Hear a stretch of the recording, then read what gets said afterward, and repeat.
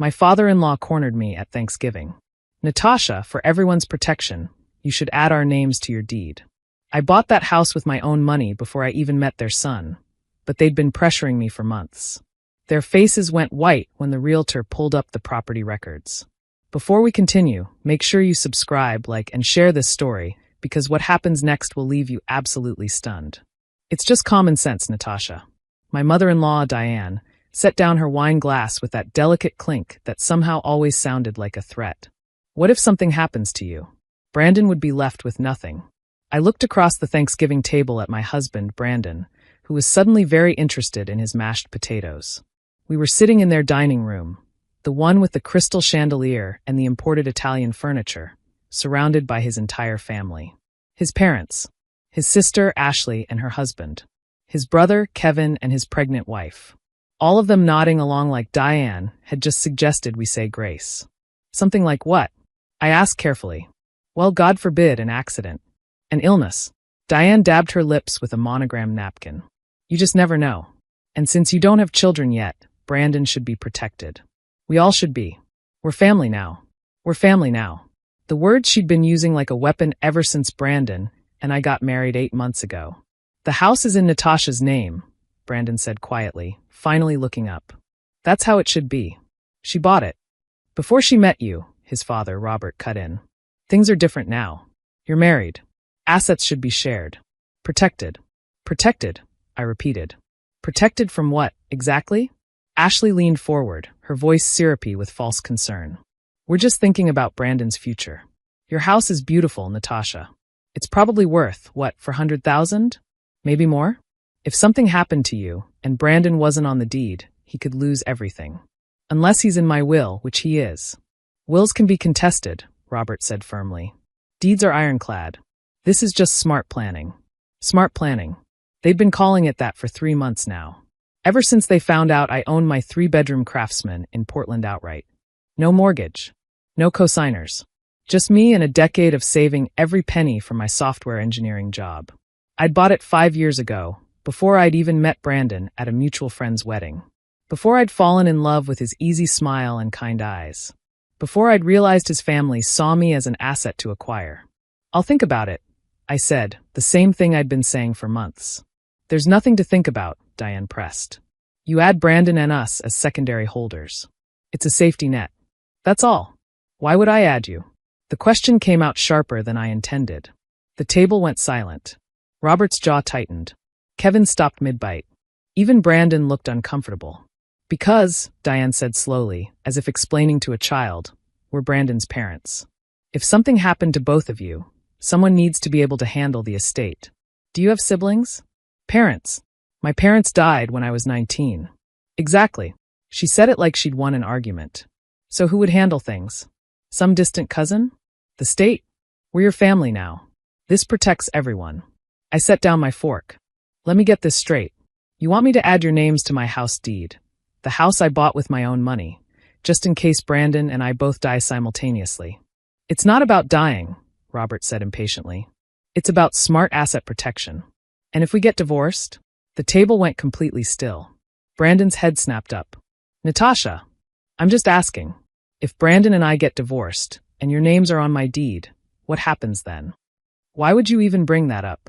Ashley said, her voice sharp. Do you not trust our brother? I trust Brandon completely. I'm asking about the legal implications of putting your names on my property. This is insulting, Kevin muttered. What's insulting? I said, my voice steady despite my racing heart. Is being ambushed at Thanksgiving dinner about signing over partial ownership of my home. No one's asking you to sign anything over, Diane said, but her eyes had gone cold. We're asking you to be smart. To protect our son. Unless you have something to hide. There it was. The accusation wrapped in concern. Brandon finally spoke up. Mom, Dad, can we just drop this? It's Natasha's house. She can do what she wants with it. You're too soft on her, Robert said. Marriage is a partnership.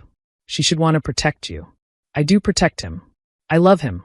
That doesn't mean I have to put your names on my deed. Diane's smile was ice. Well, I suppose we know where we stand then. The rest of dinner was excruciating. Polite conversation laced with passive-aggressive comments. Ashley asking loudly if I was always this difficult about family matters. Kevin joking that I must be planning my exit strategy. Diane serving me dessert with a tight smile that made it clear I was no longer welcome. On the drive home, Brandon was silent for 20 minutes before finally speaking. You could have handled that better. I stared at him.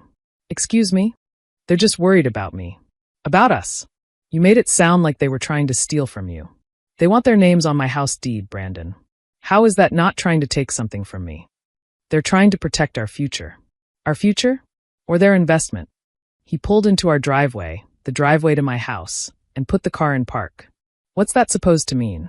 It means I'm starting to think this isn't about protection at all. Then what is it about? I looked at him, really looked at him. The man I'd married. The man whose family had been circling my assets like sharks since the day we got engaged. I don't know yet, but I'm going to find out. The next morning, I called my realtor, Patricia Martinez. I'd worked with her when I bought the house, and we'd stayed in touch. She was sharp, no nonsense, and knew the Portland real estate market inside and out. Natasha, how's married life? Complicated. I need your help with something. I explained the situation. The pressure from Brandon's family. The constant requests to add them to my deed. The way they'd been pushing harder and harder. Patricia was quiet for a moment. You said they specifically want to be added as secondary holders? That's what they keep calling it. Is that even a real thing? In a way. They probably mean as joint tenants or tenants in common. But Natasha, I need to tell you something. Adding anyone to your deed means they have ownership rights. If you added Brandon's parents, they could potentially force a sale of your house even against your wishes. My stomach dropped. What? Any owner can petition for partition. That means if they wanted to cash out their portion, they could force you to sell your house or buy them out at market value. But they'd only have a small percentage. Doesn't matter. Any owner can force partition. And here's the thing, if you got divorced, their ownership wouldn't necessarily go away. You could end up divorced from Brandon, but still legally tied to his parents through your house.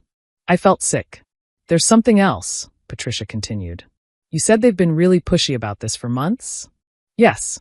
Can you do me a favor? Can you find out if they've recently had any financial troubles? Lost a business? Filed bankruptcy? Anything like that. Why?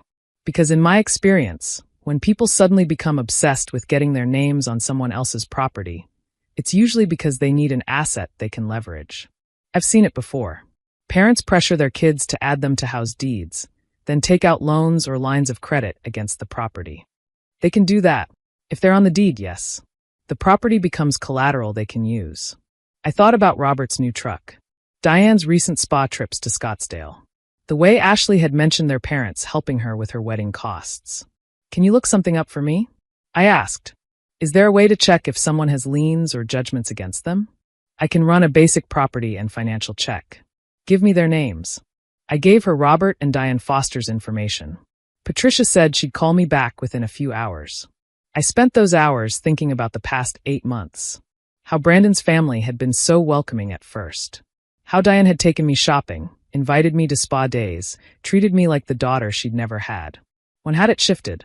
When had I gone from daughter-in-law to asset? Patricia called back 3 hours later. Natasha, you need to sit down. I sat. Robert and Diane Foster filed for bankruptcy 2 years ago. It was discharged, but they lost almost everything. Their house is underwater. They owe more than it's worth. Robert had a business that failed, left them with over $300,000 in debt. My hands went cold. That's not all. Ashley Foster and her husband are being foreclosed on. They're about to lose their condo. And Kevin Foster? He's got 2 judgments against him for unpaid credit cards totaling $50,000. Oh my God. Natasha, this family is drowning in debt. And your house is the only asset in reach that's actually worth something. If they can get their names on your deed, they can use your property as collateral for loans. They can refinance against it. In a worst-case scenario, their creditors could put liens on your house. I couldn't breathe. You need to protect yourself. Legally. Immediately. How? First, don't add anyone to that deed. Second, I think you should meet with them and a realtor, me, and let me explain exactly what they're asking for. Sometimes people back off when they realize someone else knows what they're really doing. Brandon doesn't know about any of this, I said quietly. Are you sure? That was the question that haunted me for the next 3 days. I told Brandon we needed to have a family meeting about the house. He was relieved, thinking I'd changed my mind. I didn't correct him. We met at my house on Saturday afternoon. Robert, Diane, Ashley, Kevin, Brandon, Patricia, and me. I'd told them Patricia was coming to help us understand the paperwork. They thought they'd won. Diane even brought champagne.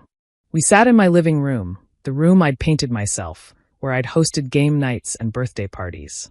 Patricia had her laptop open. So, Robert began, rubbing his hands together. Let's make this official. Natasha's finally being reasonable. Actually, I said, Patricia's here to help everyone understand exactly what adding names to a deed means. Diane's smile faltered slightly. Patricia turned her laptop around. I pulled up the property records for this house. As you can see, Natasha Foster, formerly Natasha Brooks, is the sole owner. She purchased this property for $370,000 5 years ago and paid it off in full 3 years later. We know all that, Kevin said impatiently. What you might not know, Patricia continued, her voice professional but firm, is what happens when additional names are added to a deed. Any co-owner can force a partition sale, meaning they can force Natasha to sell her house even if she doesn't want to. Any co-owner can take out loans or lines of credit using the house as collateral.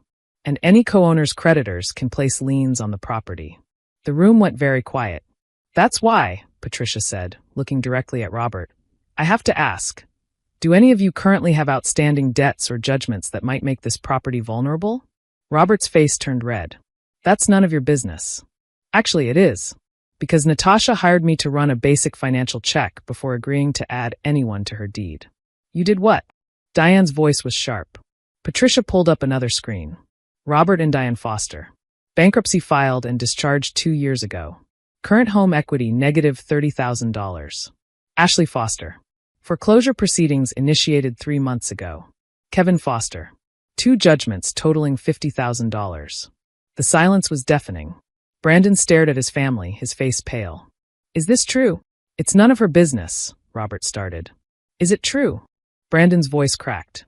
Diane stood up. We were trying to help you. To protect you. By putting your creditors on my wife's house? Brandon stood too, his hands shaking. By using her property to solve your problems? It's not like that, Ashley said weakly. Then what's it like? I asked quietly. Because from where I'm sitting, it looks like you've been trying to manipulate me into giving you access to the only asset in this family that isn't drowning in debt. You have no idea what it's like, Diane said, tears in her eyes now. To lose everything. To watch your life fall apart. We just needed help. So you lied to me. You pretended to care about Brandon's future when really you needed my house as collateral. We do care about Brandon, Robert said, but his voice had lost its authority. Brandon turned to them, and I saw something break in his face. Did you even ask yourselves what this would do to my marriage? To my wife? We're family, Diane said desperately. No, Brandon said. Family doesn't con each other. Family doesn't manipulate. Family doesn't lie. He looked at me. I didn't know. I swear to God, Natasha, I didn't know any of this. I studied his face and saw the truth there. The shock. The betrayal. I believe you, I said. Patricia closed her laptop. I think we're done here. Robert stood up, trying to salvage some dignity. You're making a huge mistake. Family is everything. Then you should have acted like it, Brandon said. One by one, they filed out. Ashley crying. Kevin silent and ashamed. Diane begging Brandon to understand. Robert blustering about disrespect. When the door closed, Brandon and I stood in the silence. I'm sorry, he said finally. I'm so sorry. You didn't know. I should have. I should have questioned why they were so obsessed with the house. I should have protected you. I took his hand. You're protecting me now. What do? We change the locks. Legally, I mean. I'm getting a lawyer to draw up a postnuptial agreement that clearly states this house remains my separate property. And your family is never setting foot in here again until they apologize. Really apologize. Brandon nodded. Okay. Are you okay? He looked around the room. Our room. And I saw tears in his eyes. My whole life, I thought they were good people. Struggling, sure, but good. I didn't know they were capable of this.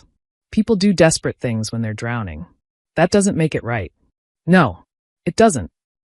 3 months later, Brandon's family finally sent a letter. Not an apology, but a demand for an apology from me for humiliating them. I threw it away. Brandon started therapy to process the betrayal. I supported him through it, watching him slowly separate his identity from the family that had raised him. Ashley lost her condo. Kevin filed for bankruptcy. Robert and Diane downsized to a small rental. None of them ever acknowledged what they'd tried to do. But here's what they did do. They taught me that ownership isn't just about property. It's about boundaries. It's about knowing your worth and protecting it. My house is still in my name. Just mine. And every time I walk through that door, I remember the day I almost signed it away because someone called it family.